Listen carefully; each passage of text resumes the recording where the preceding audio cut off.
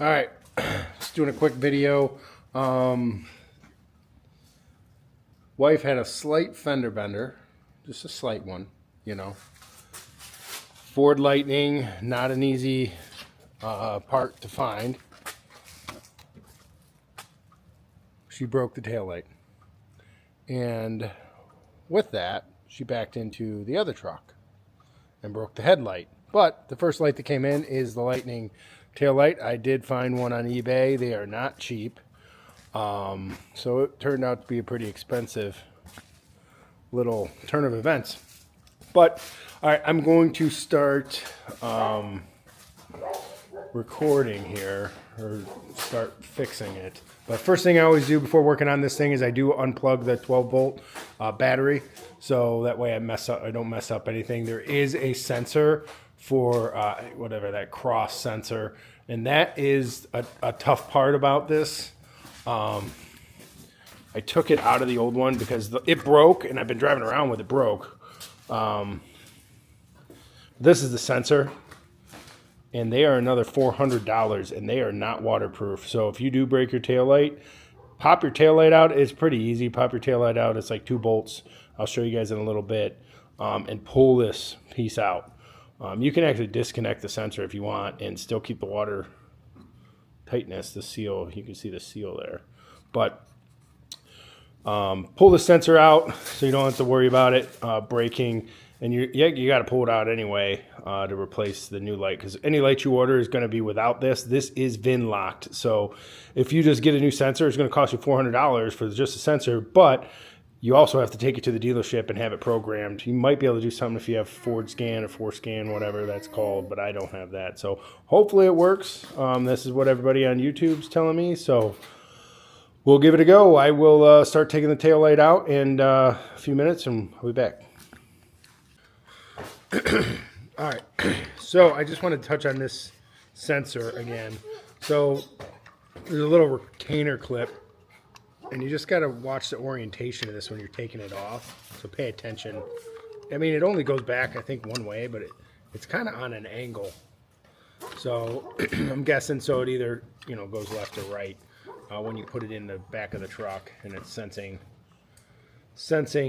away from the truck on the angle of the tail light. So just make sure when you take these apart, these are wired in here real tight, so this is actually stuck next to the light, because there's a plug in the back here that goes into the light. And when you pull this out, be very careful when you pull this out of the light, this whole piece. You'll take these 3 screws out, pull this out.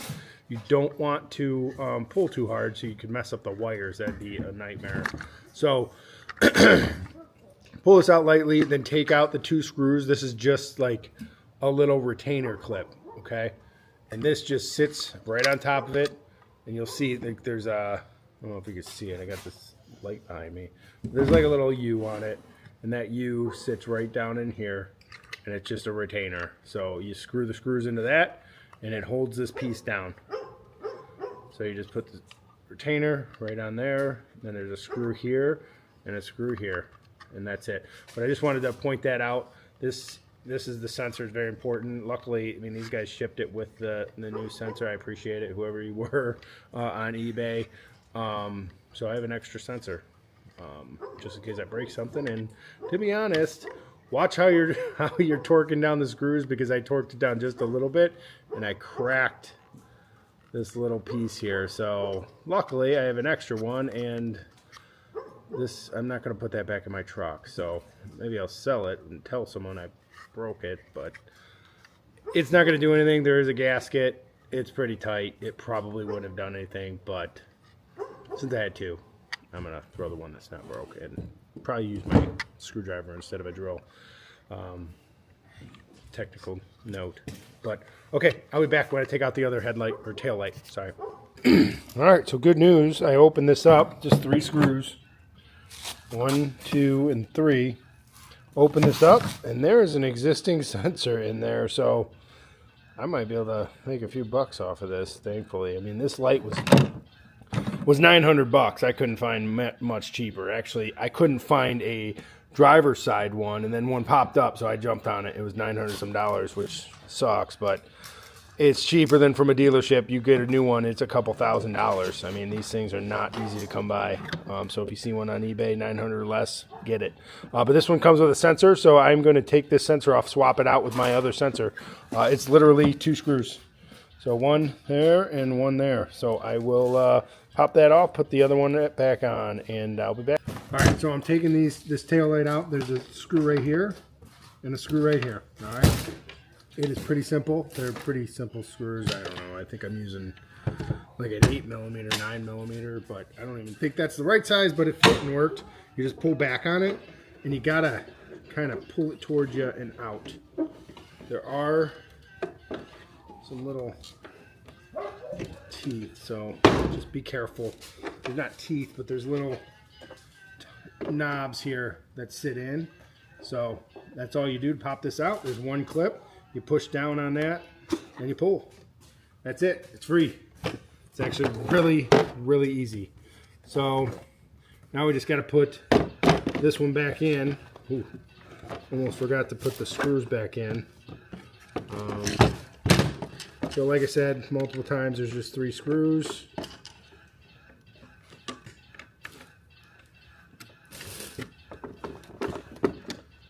This in here.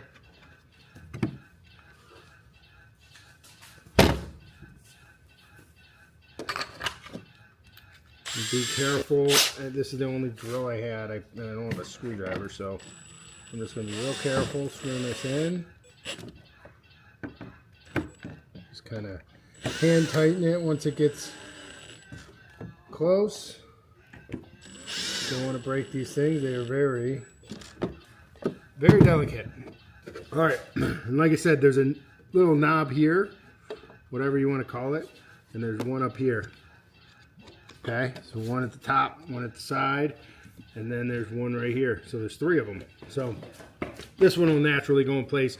You get these 2 lined up. First thing you want to do is just plug it back in. Literally, just plug it back in. I don't think there's any wrong way to do it. Line up the little pins with the holes.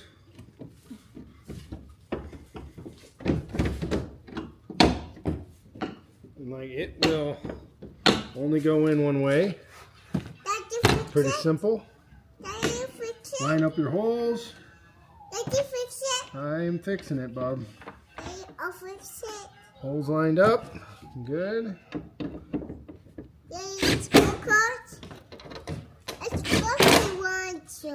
Make sure you don't over tighten those. Strip them out. But that is it. Yeah. So we will. Let's see if I can get this camera back. All right. So now all I got to do is put my 12-volt battery back on, and we will test it out. So I'll be right back. All right, let's start it up. See if I got any errors here. Just got the 12-volt battery back in. Brightness. My trip, driver's assistance. Okay, seems all good. No errors. No errors, which is great. So before I was having some errors, of course, with cross traffic sensors and rear backup sensors. So now seems like they've gone away. True Test is backing up. Ow. Okay. Not getting it. Seems like it is good. All right. So no sensor issues, no errors on here. Seatbelt. Seatbelt. Just check how it's looking.